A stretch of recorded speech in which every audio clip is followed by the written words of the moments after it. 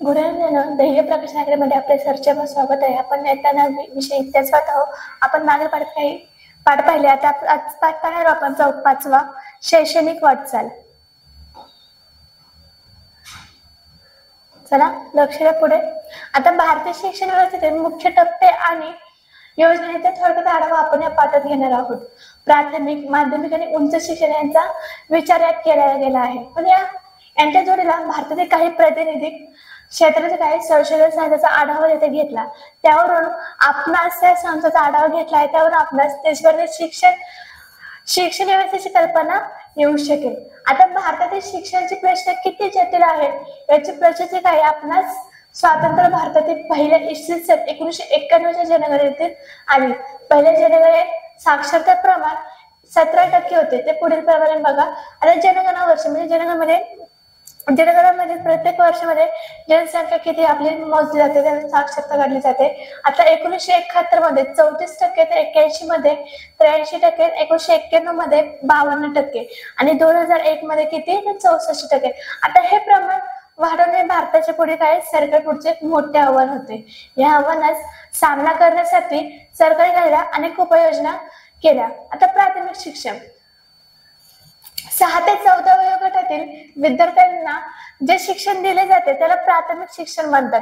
आता 1988 मध्ये केंद्र सरकारने प्राथमिक शिक्षणाचे सर्व शैक्षणिक दर्जामध्ये काय झाल्या सुधारणा करण्यासाठी खडू-फळा योजना तिथे सुरू केली. आता ही योजना ऑपरेशन ब्लॅक बोर्ड या नावाने काय झाली ओळखली जाते. शाळेचा दर्जा सुधारणे, किमान शैक्षणिक गरजाची पूर्तता करणे, सुयोग्य असे किमान 2 वर्ग खोल्या, स्वच्छतागृह काय झाले 2 शिक्षकांपैकी 1 स्त्री शिक्षिका, फळा, नकाशा, प्रयोगशाळा, साहित्य, छोटेसे ग्रंथालय, मैदान, क्रीडा साहित्य यासाठी सरकारने काय झाली शाळेची निधी उपलब्ध करून दिला. आता या योजनेमुळे प्राथमिक शिक्षण ही व्यवस्था काय झाली गतिमान होण्यास गतिमान झाली. पण 1994 मध्ये या योजनेचा जरा विस्तार करून 100 पेक्षा अधिक विद्यार्थी असणाऱ्या शाळेमध्ये 1 जादा वर्ग खोली काय झाली 1 जादा शिक्षकांच्या नेमणुकीची तरतूद तिथे करण्यात आली. पण मुलींच्या शाळा, अनुसूचित काय जाती जमाती बहुल असणाऱ्या शाळा, ग्रामीण भाग यास प्राधान्य देण्यात आले. शिक्षणावरती 50% वर स्त्रियांची काय झाली नेमणूक करण्यात बंधन राज्य सरकार तिथे घालण्यात आले. पण 1994 मध्ये प्राथमिक शिक्षणाच्या सार्वत्रिकरणासाठी जिल्हा प्राथमिक शिक्षण कार्यक्रम म्हणजे DPEP म्हणून काय झालं सुरू करण्यात आला. महाराष्ट्रासह 7 राज्यात हा उपक्रम काय झाला सुरू झाला. पण प्राथमिक शाळेत मुलांची 100% उपस्थिती, विद्यार्थी गळती रोखणे, या मुलींचे शिक्षण, विधिविभागासाठी शिक्षण, प्राथमिक शिक्षणावर संशोधन, मूल्यमापन, पर्यायी शिक्षण, समाज जागृती इत्यादी उपक्रमांचा काय समावेश यात होता. पण विद्यार्थी ह्या सोयी पोषण व्हावे म्हणून 1995 मध्ये मध्यान्ह भोजन ही योजना सुरू करण्यात आली. तर आता माध्यमिक शिक्षणामध्ये बघा. माध्यमिक शिक्षण भारत स्वातंत्र्य झालं शिक्षण मंत्री मौलाना अबुल कलाम आझाद यांनी शिक्षण क्षेत्रात आमूलाग्र बदल घडवून आणण्याचे ठरवले. पण यासाठी विद्यापीठ शिक्षण आयोग हे नेमण्यात आलं होतं. या आयोगाने माध्यमिक शिक्षणासंदर्भात एक स्वतंत्र आयोग नेमण्यात आली शिफारस केली. त्यानुसार 1952-53 मध्ये मुदलियार आयोग काय झाले तिथे नेमण्यात आला. पण यावेळी भारताची 11वी आणि पुढची पदवीची काय 4 वर्ष आपली म्हणजे 11+1+3 असा शिक्षणाचा काय आकृती बंद होता. आता आयोगाचे कामकाज बघा. आयोगाने माध्यमिक शिक्षण अभ्यासक्रमाचे स्वरूप, शिक्षणाचे माध्यम, अध्यापन पद्धती यांचा अभ्यास करून शिफारसी केल्या. पण या आयोगाने उच्च माध्यमिक वर्गाने संकल्पना मांडली. संपूर्ण देशभरात त्या व्यवस्थेची अंमलबजावणी करायला करणे अवघड झाले. आता बघा कोठारी आयोग 1964 मध्ये डॉक्टर DS कोठारी यांच्या अध्यक्षतेखाली हा आयोग नेमण्यात आला. या आयोगाच्या कामात JP नाईक यांच्या मोलाचे योगदान होते. पण या आयोगाने माध्यमिक, उच्च माध्यमिक आणि विद्यापीठ म्हणजे 10+2+3 हा काय आकृतीबंधचा स्वीकार केला. 1972 पासून ही व्यवस्था काय झाली अंमलात आली.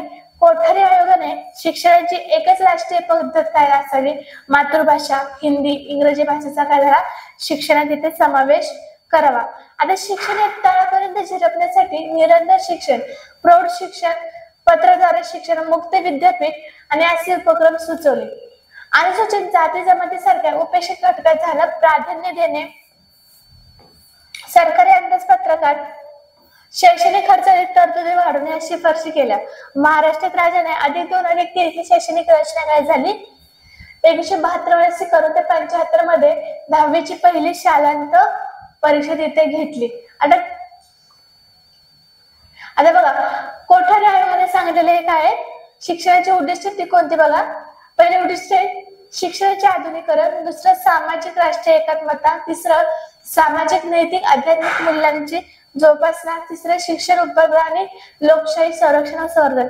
हे 5 शिक्षणाचे म्हणजे कोठारी आयोगाने काय शिक्षणाची उद्दिष्ट सांगितले गेले आहे। आता उच्च शिक्षण बघा, स्वातंत्र्य कालखंडातील शिक्षण म्हणजे भारत स्वातंत्र्य झाल्यावर 1948 मध्ये केंद्र सरकारने डॉक्टर सर्वपल्ली राधाकृष्ण यांच्या अध्यक्षतेखाली विद्यापीठ शिक्षण आयोगाची नियुक्ती केली।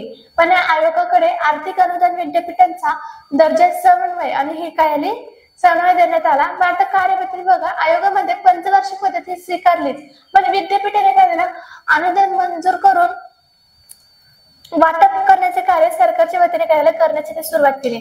विद्यापीठ या शिक्षण नियोजन, अभ्यासक्रमात सुसूत्रपणा, शिक्षणाद्वारे राष्ट्रीय गरजा काय झालं प्राधान्य, उच्च शिक्षणाच्या विविध योजनांची आखणी व अंमलबजावणी या गोष्टी त्यांनी आयोग करत आहे।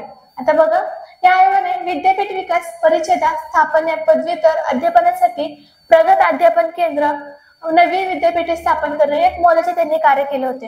पण भारतात दूरदर्शन आगमन झाल्यानंतर कंट्री वाईड क्लासरूम या कार्यक्रमाच्या आयोगाच्या वतीने काय दूरदर्शनात प्रसारण करण्यात आले।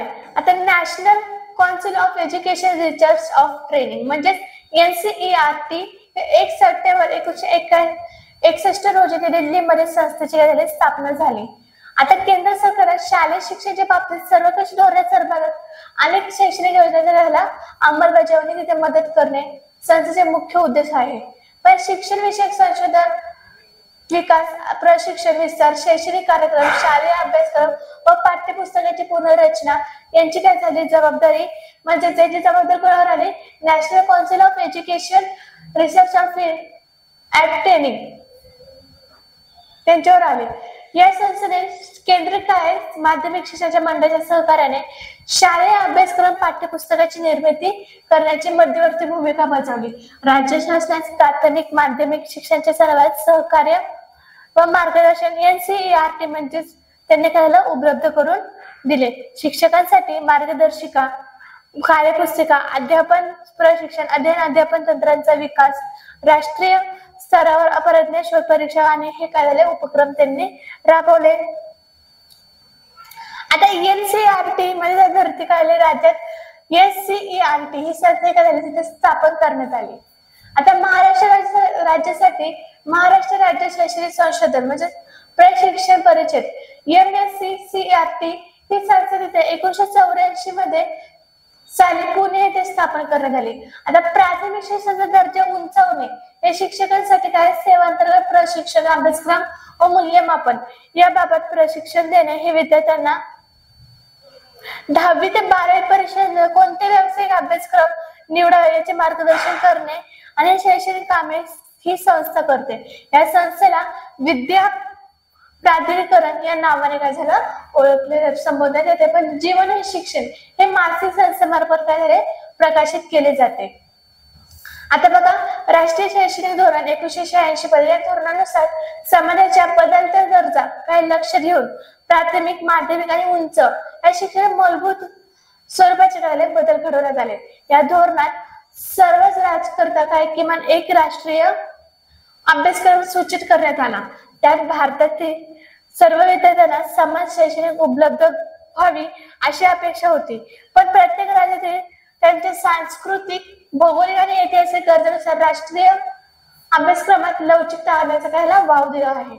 आता राष्ट्रीय शैक्षणिक धोरण 1986 ची परिणामकारक अंमलबजावणी होण्यासाठी राष्ट्रीय स्तरावर तयार करण्यात आलेल्या कृती कार्यक्रमांवर आधारित प्राथमिक शिक्षण अभ्यासक्रम काय 1988 तयार मध्ये तिथे करण्यात आला।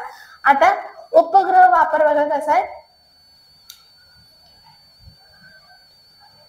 1975 मध्ये शैक्षणिक कारणासाठी उपग्रहाचा वापर करणे साध्य करण्यात आले, पण भारताला ते यश मिळाले.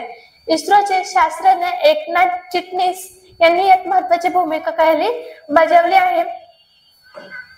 तर स्पेस ऍप्लिकेशन सेंटर हे अहमदाबाद येथील अंतरिक्ष उपयोग केंद्राच्या नेतृत्वाखाली साइटवर सॅटेलाइट इन्स्पेक्शन टेलिव्हिजन एक्सपेरिमेंट हा शैक्षणिक करण्यासाठी प्रयोग करण्यात आला. उपग्रहाद्वारे शिक्षण प्रणाली ही कल्पना इथून पुढे आली, पण या उपक्रमात अमेरिकेने भारताला मदत केली होती. यातूनच ग्रामीण भागात दर्जेदार शिक्षणाची सोय करणे शक्य झाले. आता इंदिरा गांधींचे राष्ट्रीय मुक्त विद्यापीठ बघा मुद्दा पुढचा. देशातील सर्वसामान्यांच्या घरात ज्ञानगंगा देण्यासाठी मुक्त विद्यापीठांची स्थापना करण्यात आली. संयुक्त राष्ट्र ह्या संघटनेने 1970 हे वर्ष जागतिक शैक्षणिक वर्ष घोषित केले होते. याच वर्षी भारत सरकारचे शिक्षण हे समाज कल्याण खाते, माहिती आणि प्रसारण खाते आणि विद्यापीठ अनुदान आयोग युनेस्को संयुक्त विद्यापीठ मुक्त विद्यापीठ हा विषयावर नवी दिल्ली येथे चर्चासत्र करण्यात आले. पण या चर्चासत्रातून मुक्त विद्यापीठ स्थापन करण्याची कल्पना तिथे पुढे गेली. आता 1974 मध्ये भारत सरकारने पी पार्थ सारथी यांच्या अध्यक्षतेखाली एक समिती नेमली. आता त्यांच्या सूचनानुसार त्यांनी शिफारशीनुसार 20 सप्टेंबर 1985 रोजी मुक्त विद्यापीठ आकारास आणले. पण प्रधानमंत्री इंदिरा गांधी यांचे नाव विद्यापीठाला देण्यात आले. पण या मुक्त विद्यापीठात त्यांना औपचारिक पद्धतीत महाविद्यालयीन शिक्षण घेता आले नाही. त्यांना प्रवेशासाठी पात्रता, वय व अन्य अटीमुळे सूट देण्यात आली. विद्यापीठाने 1990 मध्ये आकाशवाणी व दूरदर्शन माध्यमातून दृकश्राव्य पद्धतीने दूरस्थ शिक्षण कार्यक्रम सुरू केला.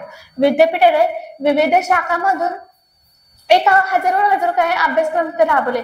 देशात 58 प्रशिक्षण केंद्र, परदेशात 41 केंद्र तिथे स्थापन करून विद्यापीठाने शिक्षणाची सोय तिथे केली गेली. आता संशोधन संस्था आणि विज्ञान मुद्दा पुढचा.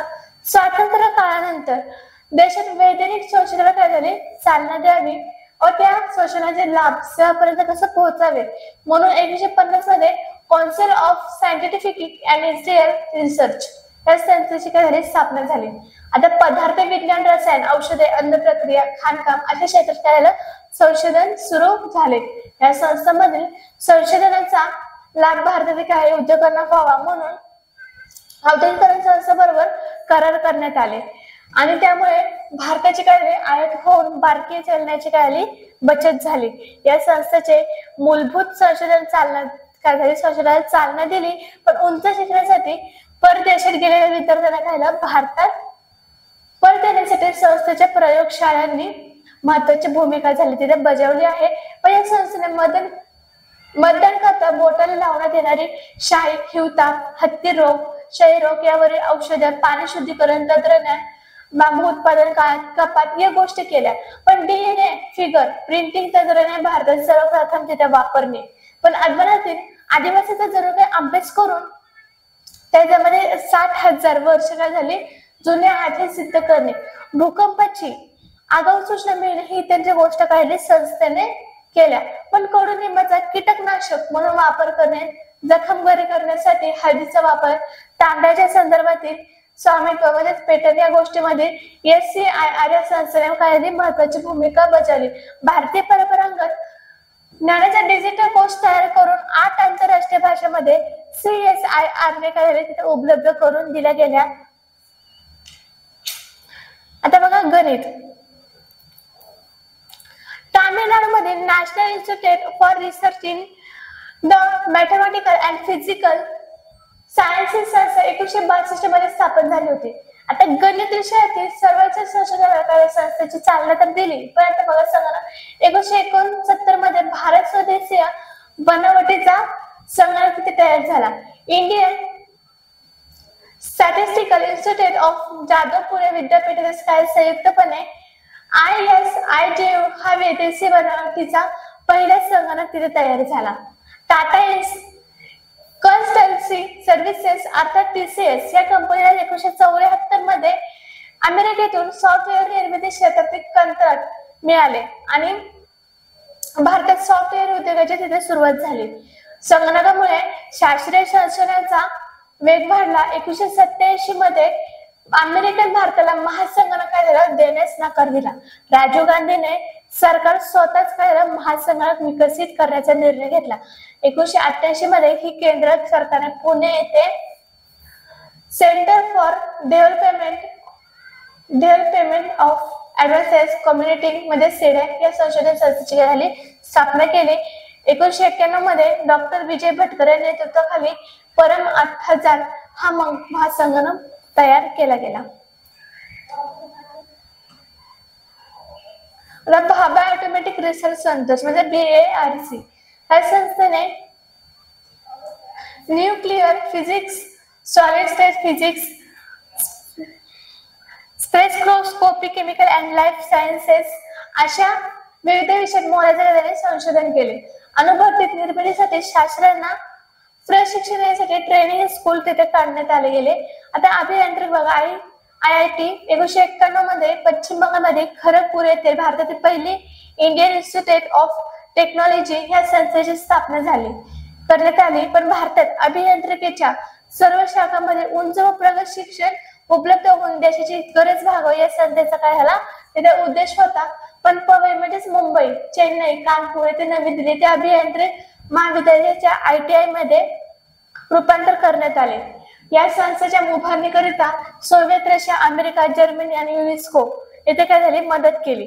आता भारतातील IIT आणि या संस्थेच्या सहाय्याने काय झाले विद्यापीठाचा दर्जा देऊन BTech व MTech अभ्यासक्रम सुरू करण्यात आले. परीक्षेद्वारे प्रवेश आणि माफक शुल्क या विद्यार्थ्यांमध्ये झालं आरक्षण हे IIT संस्थेचे वैशिष्ट्य आहे. 1970 ते 80च्या दशकात या संस्थेतील विद्यार्थी मोठ्या प्रमाणात काय झाले परदेशी जाऊ लागले. त्यामुळे ब्रन ड्रेनची समस्या म्हणजे उंच शिक्षित विद्यार्थी कायमस्वरूपी परदेशात जाणे त्यातील निर्माण झाले ते.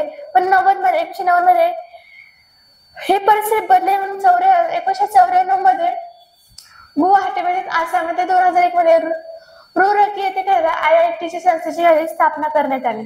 आता बघा इंडियन इन्स्टिट्यूट ऑफ मॅनेजमेंट म्हणजे ITI मधून उंच दर्जाचे अभियंता तयार होऊ लागल्यावर कुशल दर्जाचे व्यवस्थापक होण्यासाठी केंद्र व गुजरात काय झालं राज्य सरकारने अहमदाबाद येथे संस्थेची स्थापना केली.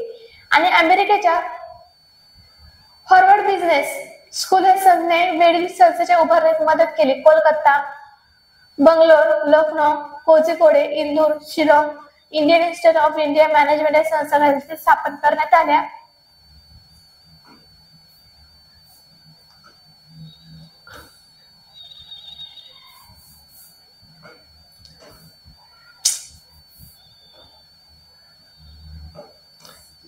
आता बघा नॅशनल इन्स्टिट्यूट ऑफ डिझायनर म्हणजे NDI मध्ये 1961 मध्ये अहमदाबाद येथे औद्योगिकीकरण आरेखन म्हणजे इंडियन डिझायनिंग हे विषयाचे शिक्षण देण्यासाठी या संस्थेची स्थापना तिथे करण्यात आली. या संस्थेने 1963-64 मध्ये बेसिक डिझाईन, ग्राफिक डिझाईन, वस्तूचे डिझाईन, व्हिज्युअल कम्युनिकेशन हे अभ्यासक्रम तिथे सुरू केले.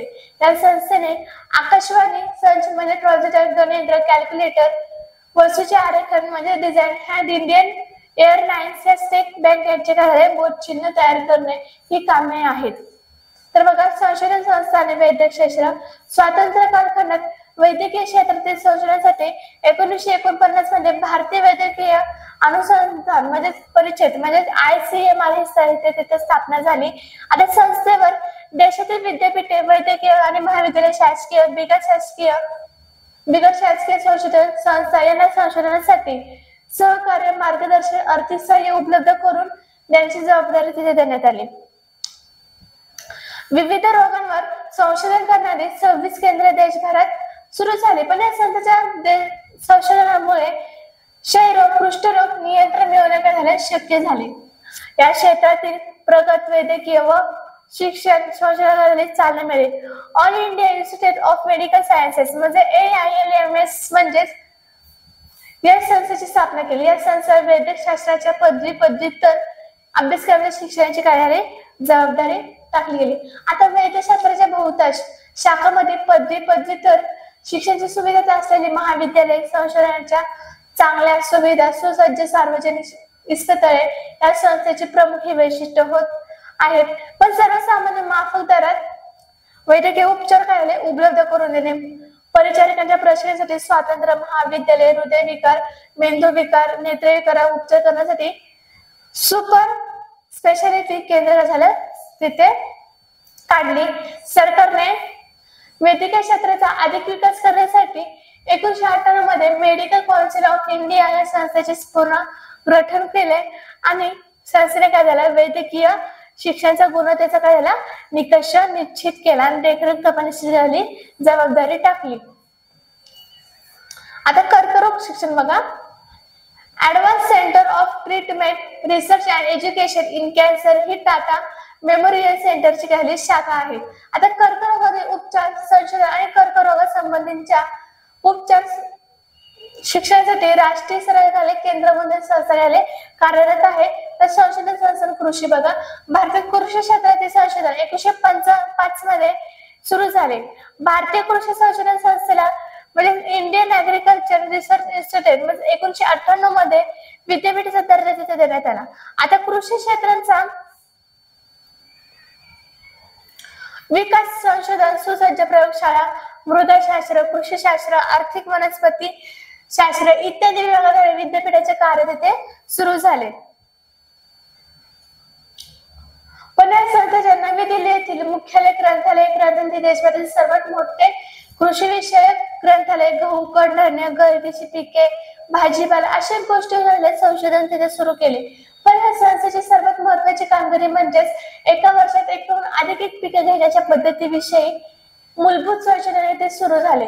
आता याचा फायदा शेतकऱ्यांना झाला, पण पुढे पाठात आपण आता महिला विषयीचे कायदे, स्त्रियांचे योगदान आणि अन्य दुर्बल घटकांचा संदर्भात शासनाची भूमिका आपण अभ्यासणार आहोत. पाठावरील स्वाध्याय तुम्ही सॉल्व्ह करायचे आहे. आपण पुढचा पाठ पाहूया. 6वा महिला आणि अन्य दुर्बल घटकांचे सक्षमीकरण. चला आता स्वातंत्र्य लढ्यात स्त्रियांनी मोठ्या प्रमाणात भाग घेतला होता. स्वातंत्र्य काळात स्त्रियांचे योगदान हे सर्व क्षेत्रामध्ये काय महत्वपूर्ण आहे.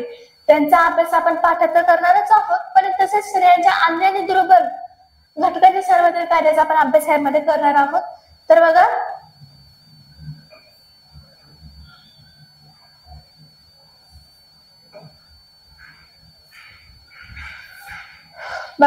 भारतातील स्त्रियांच्या परिस्थितीचा अभ्यास करताना असे आपल्या लक्षात येईल की त्यांच्या अनेक समस्यांचे मूळ हे पुरुषांच्या मानसिकतेवर काय दडले आहे. आज आपण 21व्या शतकात आलो तरी या पुरुष मानसिकतेतून काय आपली सुटका तिथे झालेली नाही. हे महात्मा गांधींच्या तत्वज्ञानावर काय विश्वास ठेवून सुरू झालेल्या भूदान चळवळीत काय विनोबा आणि स्त्री शक्तीचा काय झाला उपयोग केला. आता स्त्री कार्यकर्ता भारतभर भूदानाचा काय विचार घेऊन गेल्या, पण निजामशाही आणि सरंजाम या व्यवस्थेचं आव्हान देणाऱ्या तेलंगणातील शेतकऱ्यांचा मुक्ती लढ्यात स्त्रियांचा झाला सहभाग हा लक्षणीय होता. पण हा भाग वेद बिगार मुक्त झाल्याने स्त्रियांच्या काही संकटातून तिथे मुक्तता झाली. आता स्त्री शक्तीचा आविष्कार बघा.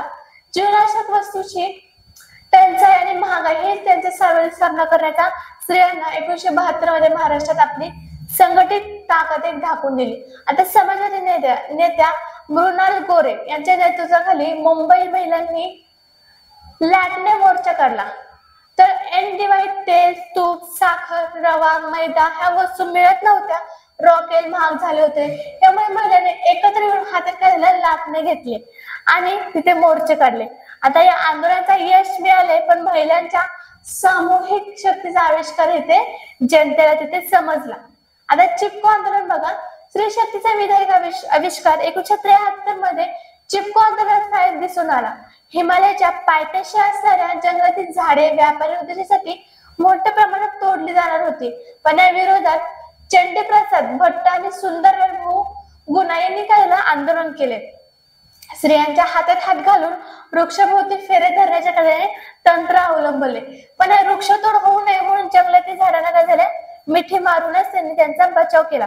पण असे आंदोलनाचे स्वरूप असल्याने त्यांचे चिपको आंदोलन त्यांना असे म्हणले गेले. पण आंदोलनात स्त्रियांनी मोठ्या प्रमाणात काय झाला सहभाग घेतला आणि या परिसरातील कृषी अर्थव्यवस्थेत काय झालं, महिलांचा व्यापक काय झालं तिथे सहभाग होता. आता गौरदेवी कार्यकर्त्यांनी स्त्रियांमध्ये काय झाले जागृती केली. त्यांनी सुरेशा देवी आणि बच्चे देवी यांची काय झाली मदत मिळवली. आता मद्यपान विरोधी आंदोलन बघा. 1992 मध्ये आंध्र प्रदेशात मद्यपान विरोधी काय झाली चळवळ सुरू झाली. पुढे त्याला विविध राज्यांमध्ये चांगला प्रतिसाद तर मिळाला, पण मद्यपानाच्या व्यवसायामुळे घरातील कर्ता पुरुष हा गायला अकाली मृत्यू पावल्यास घरातील अन्य सदस्य संकट ओढते, पण याचा सर्वाधिक फटका हा स्त्रियांना बसतो. दारूमुळे दुःख, दैन्य यांचा सामना करावा लागतो. या आंदोलनाचा आंध्र प्रदेशातील काय आंदोलन तिथे उपयोगी पडले. आता आंध्र प्रदेशात सरकारी धोरणामुळे अरब स्थानिक दारू विक्रेत्यांनी त्याला गावोगावी दुकाने उघडली. गावोगावची गरीब कष्टकरी जनता दारूच्या आहारी गेली होती. अशातच राज्यात काय साक्षरता कार्यक्रम खेड्यापाड्यात तिथे राबवले जात होता. कार्यक्रमात सीतम कथामुळे सीतेची गोष्ट सांगितली जायची. सीता गावकऱ्यात जागृती निर्माण करून दारूला कशी अटकाव करते हे कथे त्यांनी सांगितले होते. आता 1992 मध्ये आंध्र प्रदेशातील नेलोर जिल्ह्यातील दुबा गुट्टा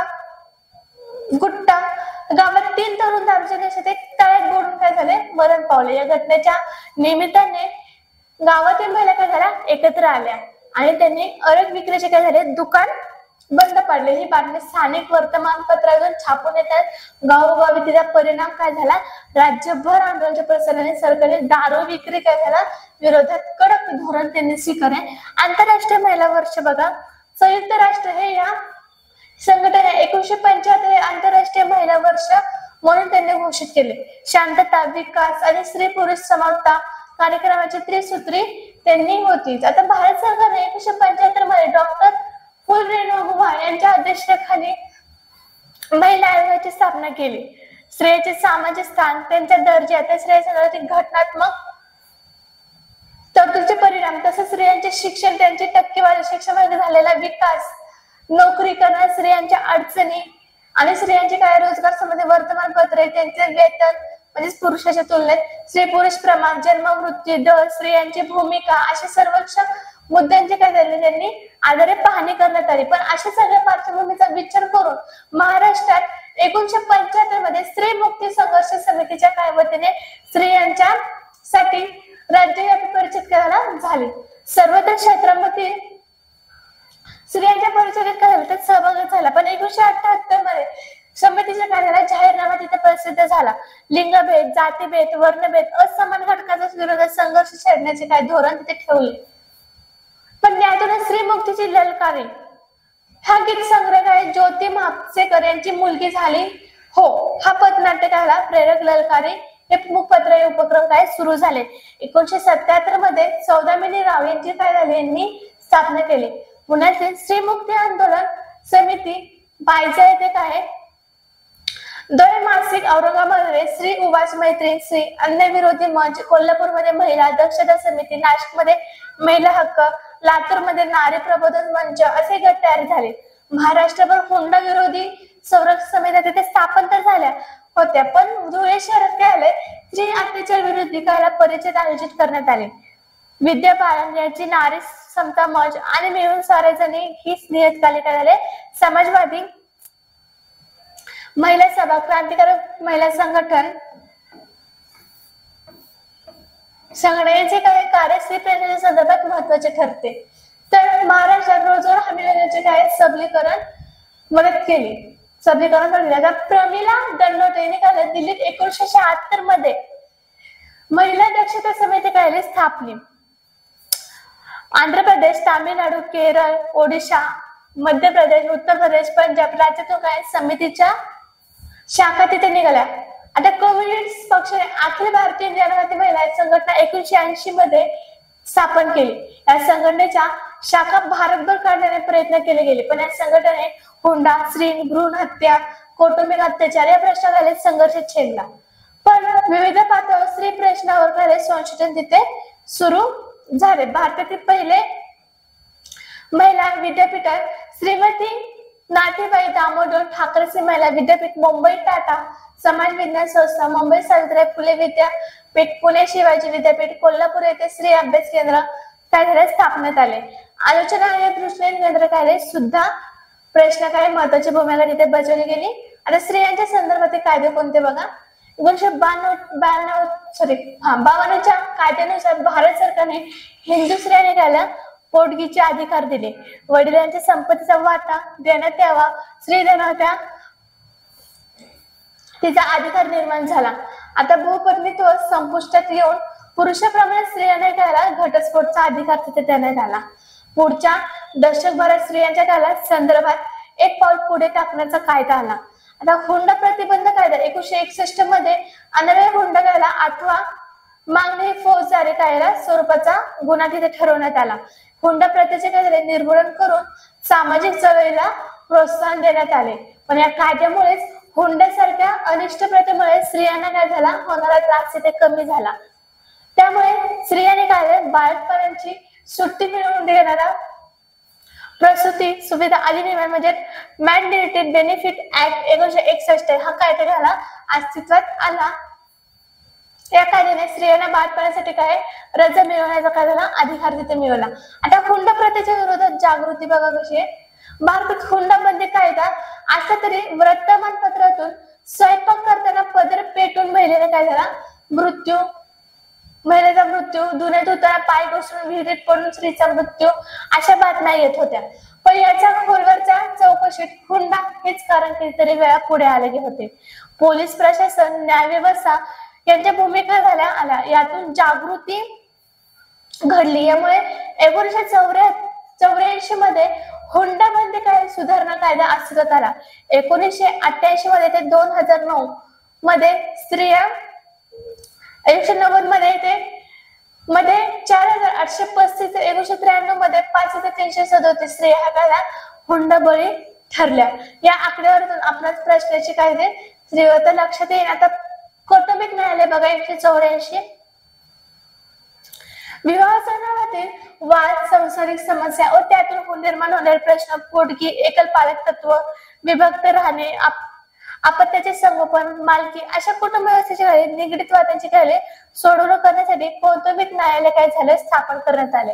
या न्यायालयात साक्षी पुरावे तपासण्यापेक्षा सामाजिक काय वकिलाऐवजी काय समूह देशकाला तिथे प्राधान्य देण्यात आले. प्रकरण वेगाने पण न्याय पद्धतीने सोडण्याचा भर तिथेही देण्यात आला गेला. आता पोटगती बाबतचा खटला बघा. एखाद्या विवाहित महिलेला तिच्या नवऱ्याला घटस्फोट दिल्यावर तिच्या उदरनिर्वाहाचा साधन म्हणून त्या काय दरमहा ठराविक रक्कम नवऱ्याने देणे त्यालाच काय पोटगी असे म्हणले जाते. आता सर्वोच्च न्यायालयात मोहम्मद आणि अहमद या खान विरुद्ध काय शहाबानो बेगम खटल्यात शहाबानो यांचे काय पोटगी मागण्याचा अधिकार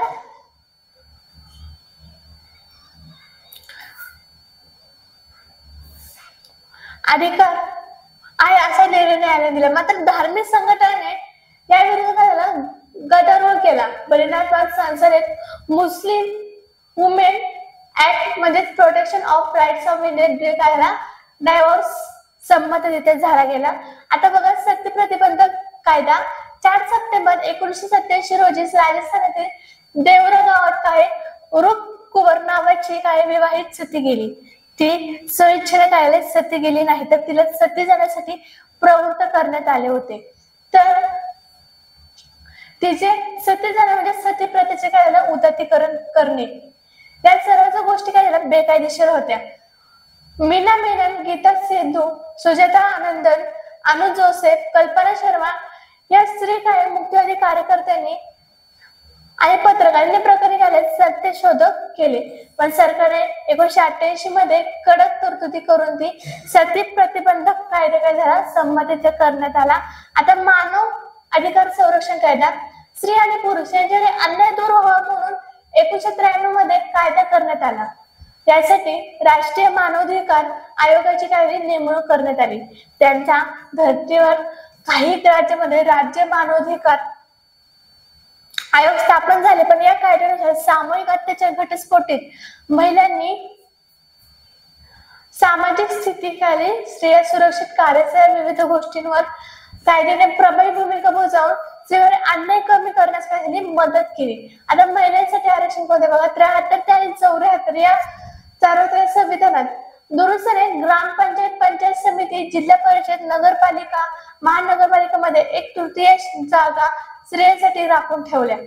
आता सरपंच अध्यक्ष, नगराध्यक्ष, महापौर या पदासाठी काय 1/3 मध्ये स्त्रियांसाठी राखीव ठेवण्यात आले आहेत. देशातील महाराष्ट्रासह आणि 15 राज्यात काय महिलांसाठी 50% आरक्षण देण्यात आले आहे. या तरतुदीमुळे महिलांना राज्यकारभारात सहभाग घ्यायची संधी तिथे मिळत असते. आता स्वातंत्र्य काळात भारतीय संविधानाने स्त्री पुरुष समानतेची तत्वे स्वीकारली, पण त्यामुळे मतदानाचा सर्वात महत्वाचा राजकीय हक्क स्त्रियांना मिळाला. पुरुषांच्या बरोबर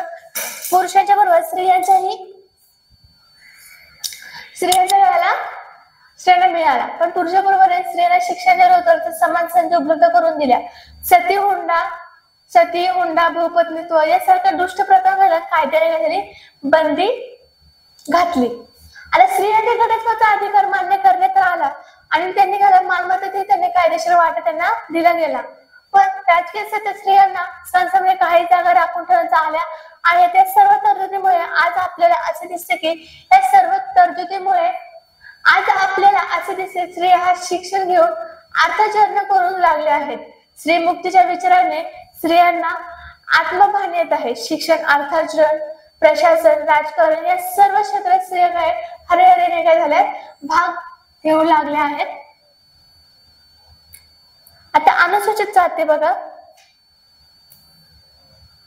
स्वातंत्र्य काळात आपल्या संविधानाने स्वातंत्र्य, समता, बंधुत्व आणि सामाजिक न्याय या मूल्यांचा पुरस्कार केला, पण त्याला काय अनुसरून अस्पृश्यतेचा काय लोळघोडीवर कायद्याने बंदी आणली. संविधानाच्या 17व्या अनुच्छेदानुसार अस्पृश्यता नष्ट करण्यास कायदे करण्यात आला, पण अस्पृश्यतेचा समावेश केला, पण अनुसूचित जातीमध्ये करण्यात आला.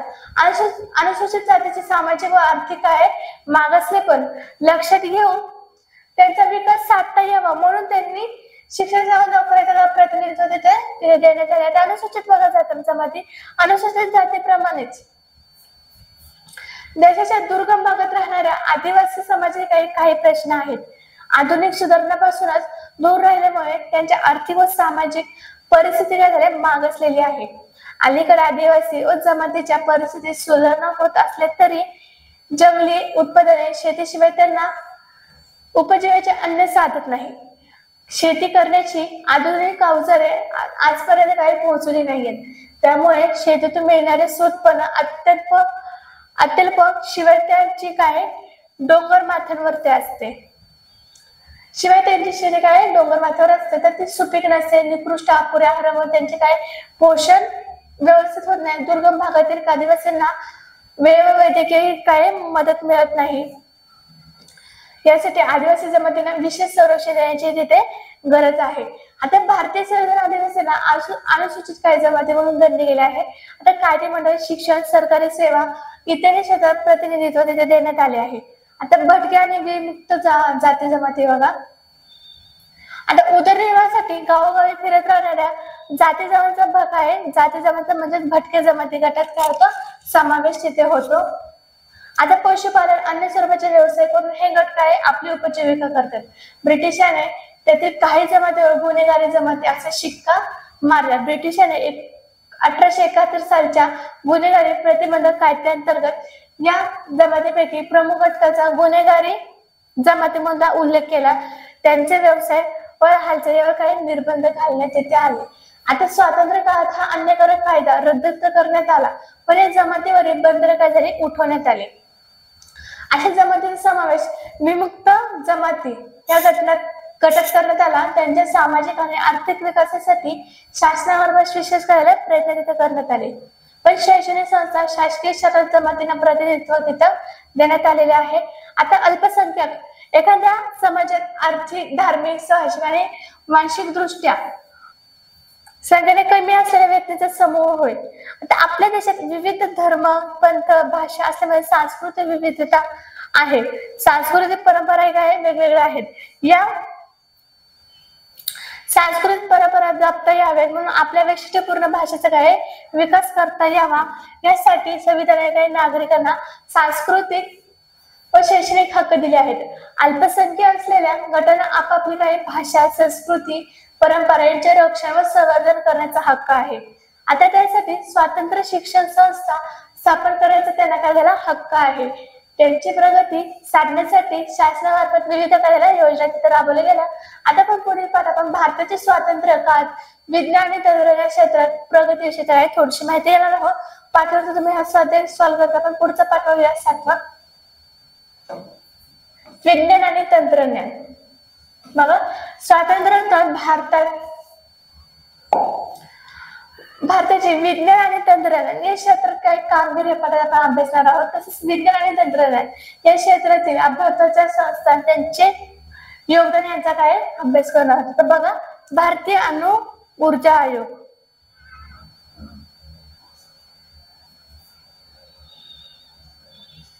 बघा भारताचे प्रधानमंत्री पंडित जवाहरलाल नेहरू या वैज्ञानिक दृष्टिकोन काय म्हणून राष्ट्राची काही प्रगती साधायची होती. पण या विचारानेच त्यांनी 10 ऑगस्ट 1948 रोजी अणु ऊर्जा आयोगाची काय स्थापना केली.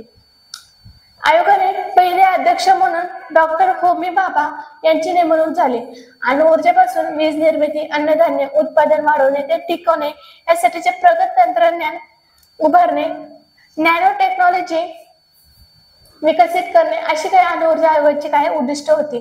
आता 1956 मध्ये या विभागाने अणु ऊर्जेवर चालणारी भारताची पहिली अणुभट्टी अप्सरा कार्यान्वित तिथे केली गेली. आता 1969 मध्ये अणु ऊर्जेपासून विद्युत निर्मिती करण्यासाठी मुंबईजवळ तारापूर येथे अणुशक्ती केंद्राची काही स्थापना झाली. आता थोरियमचा विद्युत निर्मितीसाठी उपयोग साध्य करण्यासाठी तामिळनाडू राज्यात कलकम म्हणजेच येथे रिएक्टर रिसर्च सेंटर काय झालं सुरू करण्यात आले. अणु ऊर्जेच्या विकासात रिएक्टर्सची भूमिका ही काही महत्वाची ठरली.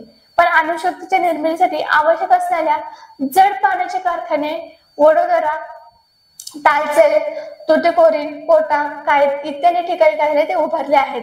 अणुभट्टीसाठी जड पाण्यामध्ये हेवी वॉटर या देशांतर्गत मोठ्या प्रमाणावर काय उत्पादन आणि संशोधन करण्यासाठी हेवी वॉटर प्रोजेक्ट संस्थेची उभारणी करण्यात आली.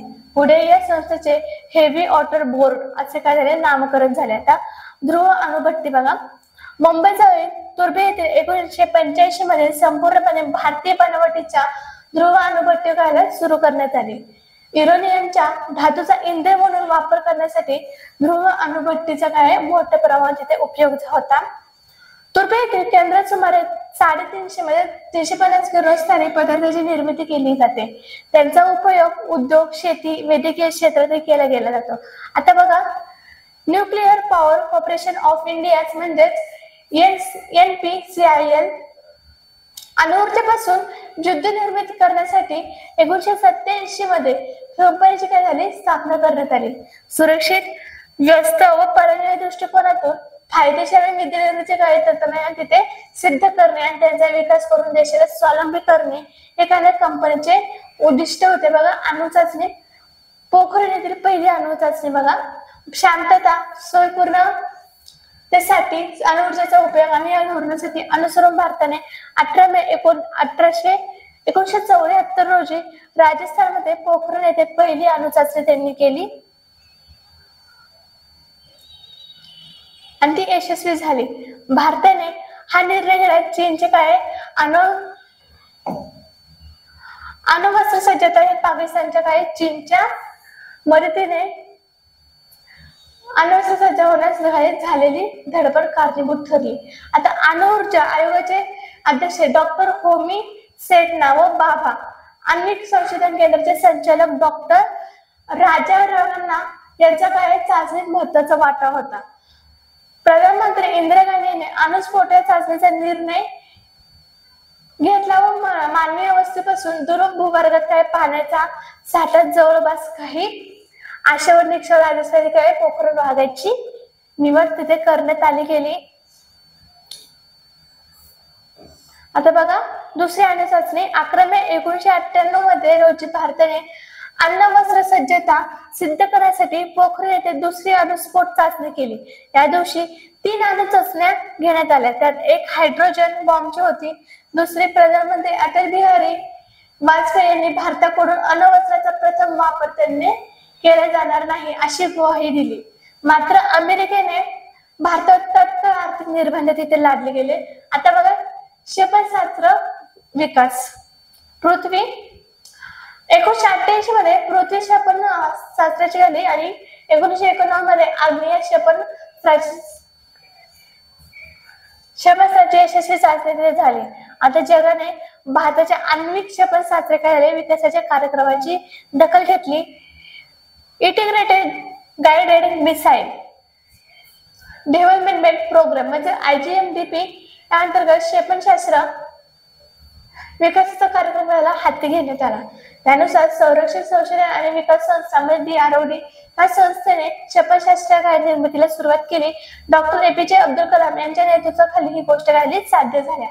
पण पृथ्वी 1 हे जमिनीवरून मारा करणारे क्षेपणास्त्र पायदळ दलाकडे, पृथ्वी 2 वायुदलाकडे, पृथ्वी 3 नौदलाकडे सोपवण्यात येथे आले।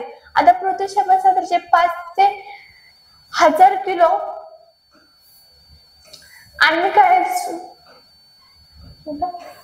20% वाहण्याची क्षमता होती। आता न्यूक्लिअर बॅलिस्टिक मिसाइलद्वारे 150 ते 300 किलोमीटर अंतरापर्यंत पल्ला साधणे पृथ्वी क्षेपणास्त्र शक्य झाले। आता आग्नेय बघा, चीन व पाकिस्तानला भारताच्या क्षेपणास्त्र सामर्थ्याची कल्पना यावी म्हणून भारताच्या सीमा सुरक्षित राहाव्या म्हणून आग्नेय 1 ची चाचणी घेण्यात आली। समरेख क्षेपणास्त्राचा पल्ला 700 किलोमीटर इतका होता। पुढे आग्नेय 2 व आग्नेय 3 यांची निर्मिती करण्यात आली। आता बघा, आकाश आणि नाग क्षेपणास्त्रे जमिनीवरून आकाशात मारा करण्यासाठी 1990 मध्ये आकाश या क्षेपणास्त्राची निर्मिती झाली। 30 किलोमीटर पल्ला तर 720 किलोचे 20% स्वरातील म्हणजे वेगाने नेण्याची क्षेपणास्त्र क्षमता आहे। शत्रूचे रणगाडे नष्ट करण्यासाठी फायर अँड फॉरगेट या स्वरूपाचे म्हणजे नाग क्षेपणास्त्र हे तयार करण्यात आले। क्षेपणास्त्र निर्मितीमुळे भारतात लष्करदृष्ट्या सुरक्षित झाले आहेत। पुढचा पॉईंट, अवकाश संशोधन। केरळ राज्यातील थुंबा येथील थुंबा इक्वेटोरियल लॉन्च सेंटर हे वरून Indian national committee for space research या संस्थेने भारताचे पहिले संशोधक अग्निमानाचे 1961 मध्ये यशस्वी प्रक्षेपण तिथे केले। पण 1967 मध्ये थुंबा येथे स्वदेशी बनावटीच्या रोहिणी 75 अग्निबाणाचे यशस्वी प्रक्षेपण तिथे केले। पण याचा पुढचा टप्पा म्हणजे 1975 मध्ये सोव्हिएत रशियाच्या सहकार्याने पहिल्या भारतीय आर्यभट्ट उपग्रहाचे यशस्वी प्रक्षेपण तिथे केले गेले। पण या यशामुळे अंतरिक्षात सोडण्याजागे उपग्रहाची संरचना निर्मिती देण्यात होऊ शकते, पण हे सिद्ध झाले। आता भूकेंद्राकडून ते उपग्रहाकडे संदेश पाठवणे, उपग्रहाकडून आलेल्या संदेशाचे भूकेंद्राजवळ ग्रहण करणे हे तंत्रज्ञान विकसित करण्यासाठी उपग्रहाच्या कार्यशैलीची मूल्यमापन करण्यासाठी उंच तंत्रज्ञान तिथे अवगत होऊ शकते असा आत्मविश्वास भारतीय शास्त्रज्ञाला। ISRO Indian space research organisation अवकाश संशोधनातील पायाभूत हा कार्यक्रम अग्निबाणाचे संबंध यशस्वी उपक्रम साध्य केल्यावर अवकाश क्षेत्रात अधिक संशोधन करण्यासाठी 15 ऑगस्ट 1969 रोजी इस्रोची स्थापना करण्यात आली। इस्रोचे मुख्य कार्यालय बंगळुरू येथे आहे। अंतरिक्षात उपग्रह प्रक्षेपित करण्यासाठी इस्रोने आंध्र प्रदेश या राज्यातील श्रीहरिकोटा येथील अवकाशात कार्यान्वित केला। आता भास्कर 1 बघा, 1979 मध्ये पृथ्वीच्या पृष्ठभागावर विविध गोष्टीचे निरीक्षण दूरसंवेदन तंत्रज्ञान साध्य हवे यासाठी इस्रोने तयार केलेला भास्कर 1 दूरसंवेदक प्रायोगिक उपग्रह भारताने सोव्हिएत रशिया प्रदेशातून पाठवला। देशातील पाण्याचे साठे, खनिजाचे साठे, हवामान यांचा अंदाज घेऊन देशाच्या विकासासाठी दूरसंवेदन तंत्रज्ञान उपयोगी पडणारे होते। आता या तंत्रज्ञानाच्या मदतीने भूवर्गाविषयी, पर्यावरणविषयक, जंगलविषयक काढलेली छायाचित्रे ही महत्वाची चित्र होती. पण हे उपग्रहाद्वारे मिळालेल्या माहितीचा उपयोग समुद्रविज्ञान म्हणजे ओशनोग्राफी झाला इथे मध्ये झाला. 1981 मध्ये भास्कर हा उपग्रह आहे सोव्हिएत रशिया या देशातून तिथे पाठवण्यात आला. पुढचा मध्ये ऍपल.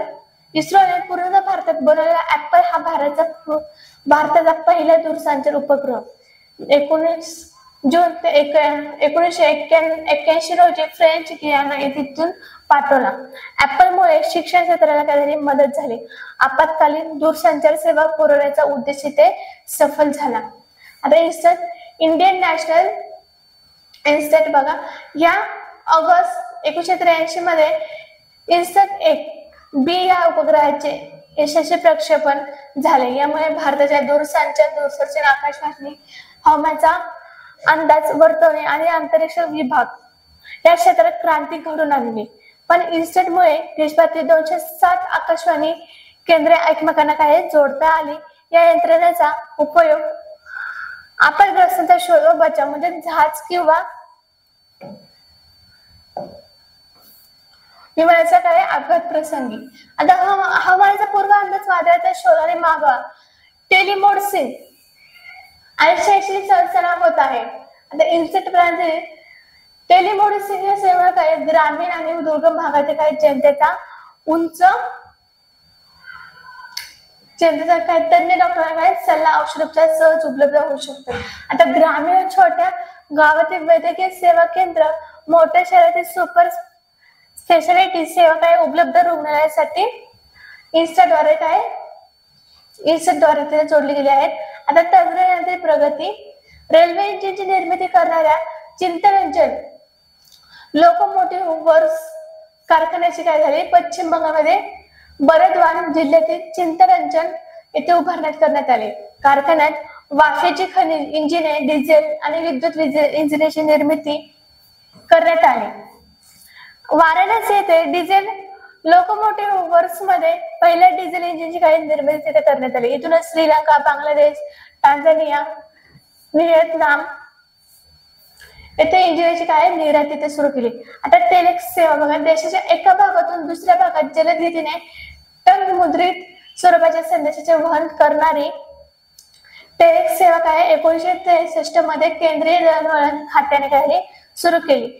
1969 मध्ये देवनागरी लिपीतून टेलेक्स सेवा प्रथम दिल्लीतच झाली सुरू झाली. पुढे तिचा विस्तार काय भारतभर झाला. या सेवेचा उपयोग सर्वच क्षेत्रात सुरू झाला. पण 1990 नंतर इंटरनेटच्या उदयांतर काळात हे सेवेचे महत्व काय संपुष्टात आले. पुढचं पॉईंट आहे उपग्रहीय दूरसंचार केंद्र. कृत्रिम उपग्रहाच्या सहाय्याने देशांतर्गत संदेश म्हणजे सॅटेलाइट कम्युनिकेशन हे काय शक्य व्हावे म्हणून यासाठी उपग्रहाकडे संदेश पाठवण्यासाठी व उपग्रहावरून संदेश ग्रहण करण्यासाठी आवश्यक असलेले देशांतर्गत उपग्रहीय दूरसंचार भूकेंद्रे 1967 मध्ये अहमदाबादजवळ जोधपूर टेकरा या भागात काय उभारण्यात आले. यामुळे भारतीय शास्त्रज्ञ व तंत्रज्ञ काय भूकेंद्र उभारणीचे व त्यांच्या कार्यप्रणालीचे देशांतर्गत प्रशिक्षण देणे काय झाले सुलभ झाले. पण 1970 मध्ये पुणे झाले आरबी येथे आंतरदेशीय दूरसंचार सेवेसाठी झाले सुसज्ज असे भूकेंद्र उभारण्यात आले. आता पिनकोड बघा 15 ऑगस्ट 1972 पासून भारतीय टपाल व तार विभागाने देशात 6 आकडी पोस्टल म्हणजे इंडेक्स कोड म्हणजेच पिनकोड ही पद्धत काय झाली चालू केली. पण टपाल वाटपात कार्यक्षमता आणणे हा त्यांचा हेतू आहे. तर या पद्धतीत देशाचे 9 विभाग काय पाडण्यात आले. पिनकोड मधील पहिल्या क्रमांकावर मुख्य विभाग दर्शवतात, दुसरा हा उपविभाग, तिसरा क्रमांक हा विभागातील प्रमुख बटवाडा जिल्ह्यातील उर्वरित 3 क्रमांकावर काय स्थानिक बटवाडा. आणि डाकघरातील स्थानिक निश्चिती करण्यात आली. पण महाराष्ट्रासाठी 40, 41, 42, 43, 44 ही काय पहिली 2 आकडे आहेत. हे 1983 मध्ये टपाल याने पोहोचवण्यासाठी स्पीड पोस्ट सेवा काय झाली सेवा सुरू करण्यात आली. आता बघा पुढे ISD म्हणजेच international subscriber direct telephone services 1972 मध्ये मुंबई येथे ओव्हरसीज कम्युनिकेशन सर्व्हिसेसची कायदे स्थापना करून आंतरराष्ट्रीय दूरसंचार सेवेची व्यवस्था करण्याचे काम तिथे सुरू झाले. पण 1976 मध्ये मुंबई व लंडन या दोन शहरात थेट दूरध्वनी संपर्क साधण्यासाठी ISD सेवा सुरू केली झाली. पण दूरध्वनीप्रमाणेच टेलिप्रिंटर, रेडिओ, छायाचित्र अशा सेवाही सुरू झाल्या. 1986 मध्ये विदेश संचार झाला. निगम लिमिटेड या क्षेत्रात काय आणखी मोठी उडी घेतली. पण त्यामागे महानगर टेलिफोन निगम लिमिटेड ही मोठ्या शहरातील काय दूरसंचार सेवेसाठी स्थापना करण्यात आलेली सार्वजनिक कंपनी होती. 1990च्या दशकात म्हणजे VSNL ने भारतात इंटरनेट सेवा पुरवणारी प्रमुख कंपनी म्हणून तिथे स्थान मिळवले. या क्षेत्रात सॅम पित्रोदा याचे काय योगदान हे लक्षणीय आहे. आता मोबाईल 22 ऑगस्ट 1994 रोजी भारतात मोबाईल सेवा सुरू झाली. यावेळी मोबाईल हँडसेट 85,000 रुपये आणि कॉल दर प्रति मिनिट 17 रुपये होता. आता 1999 मध्ये या क्षेत्रात अनेक खाजगी कंपन्या मग काय सेवा ह्या स्वस्त आपल्याला होऊ लागल्या. तर भारत संचार निगम लिमिटेड बघा म्हणजे BSNL 2000 मध्ये दूरसंचार विभागाची पुनर्रचना करण्यात आली. धोरणात्मक निर्णयाची जबाबदारी दूरसंचार विभागाकडे कायम ठेवून ग्राहकांना प्रत्यक्ष सेवा काय पुरवण्याकरता भारत संचार निगम लिमिटेडची काय झाली स्थापना करण्यात आली. दूरध्वनी सेवेबरोबर सेल्युलर फोन, इंटरनेट, ब्रॉडबँड ही सेवा झाल्या तिथे उपलब्ध झाल्या. पुढे बघा oil and natural gas corporation म्हणजे ONGC. आता खनिज तेल आणि नैसर्गिक वायूंचा साठ्याचा शोध घेणे यांचे उत्पादन घडवण्यासाठी 1956 मध्ये खनिज तेल नैसर्गिक वायू उपयोग म्हणजेच oil and natural gas corporation ची स्थापना तिथे करण्यात आली. आसाम राज्यातील दिगोळी नंतर गुजरातमध्ये अलंकेश्वर परिसरात खनिज आणि तेल काय झाले साठे सापडले गेले. पण पुढे गुजरातमध्ये खंबातच्या आखात खनिज तेल व नैसर्गिक वायूचे साठे तिथे सापडले गेले. आता खनिज तेल आणि नैसर्गिक वायू आयोगाने ONGC म्हणजे 1974 मध्ये सागर सम्राट हा दिल्लीशी पदाद्वारे काय झाला बॉम्बे हाय परिसर रशियन संशोधनाच्या मध्ये काय तेल विहिरी खोदण्याचा काय झाला प्रारंभ तिथे केला. आता 1975 मध्ये खनिज तेल आणि नैसर्गिक वायू मिळवण्यास काय झाली तिथे सुरुवात केली गेली. पण पुढे या भागात 8,500 पेक्षा जास्त तेलविहिरी नैसर्गिक वायूच्या काय 33 विहिरी खाणण्यात आल्या. पण या भारतातील खनिज तेलच्या एकूण उत्पादनात या क्षेत्राचा वाटा फक्त 38% पर्यंत पोहोचला. तर देशाच्या खनिज तेलाच्या एकूण गरजेपैकी 14% गरज ही क्षेत्र पुढे पूर्ण झाली. आता बघा रेल्वे आणि तंत्रज्ञान. आधुनिक काळ भारताच्या इतिहासात रेल्वे अंगीकारलेल्या तंत्रज्ञानाचा फार मोठा तिथे वाटा आहे. आता रेल्वेच्या प्रवासात आरक्षण व्यवस्थेत कार्यक्षमता, अचूकता, सुसूत्रपणा यावी म्हणून 1984 मध्ये दिल्लीत सर्वप्रथम संगणकीकृत आरक्षण व्यवस्था काय तिथे करण्यात आली. पण याच वर्षी कोलकाता येथे मेट्रो रेल्वे सुरू झाले. अशा प्रकारे भारताने विज्ञान आणि तंत्रज्ञानाची काही क्षेत्रात सतत प्रगती केली गेली आहे. पण नवीन संशोधने केली. भारत 21व्या शतकातील एक महत्वपूर्ण देश आहे. भारताने तंत्रज्ञानाचा उपयोग जगात शांतता निर्माण करण्यासाठी केलेला आहे. भारत हा 21व्या शतकात अग्रेसर होण्याच्या दृष्टीने कार्य करत होता. आता पुढील पाठात आपण भारताने उद्योग आणि व्यापार क्षेत्रात केलेल्या प्रगतीविषयी आपण माहिती घेणार आहोत. पाठावर स्वाध्याय आपल्या पुढे सोडायचा आहे. आपण इथेच थांबूया. थँक्यू.